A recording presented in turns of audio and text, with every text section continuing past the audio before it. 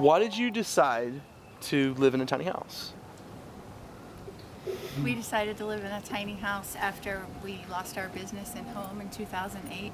We were looking for a way to rebuild our lives without being a part of the credit system.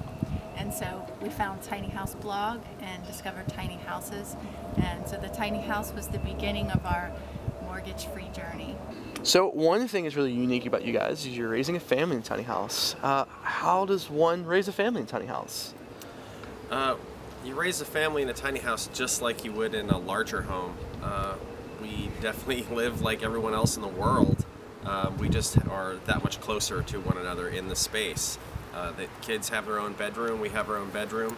We wake up in the morning, we have breakfast, we have a normal life. It's just the space that's in between in a larger home does not exist for us. We're just closer. When you started thinking about building your house, what sort of things did you think about involving accommodating a family, and what size house you needed? I think we started with wardrobes, at least I did in my mind, thinking about 4 people and all the clothing and shoes that come with that. Sort of starting there and figuring out where to put that stuff, and then where everybody sleeps.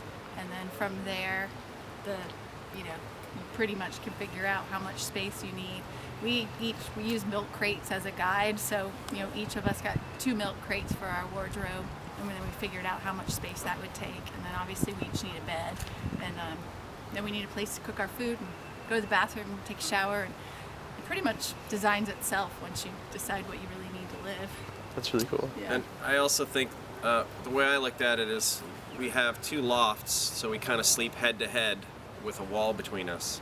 And I realized that it would take that much space for my body, for the kids' bodies, and we realized that we needed at least a 20-foot long trailer so that we could split that up and have enough room for, some stuffed animals for the kids and some books for us, whatever it may be. Also the room to enter the loft, so you've got a 6-foot bed, then you need to enter the loft as well, so that's a hole in the floor basically to climb up. So that gives you 20 feet. It's really cool. We found a 20-foot trailer on Craigslist on Father's Day 4 years ago, and I went right out and bought it, and I ended up cantileeving the floor off another foot, so we have 21 feet.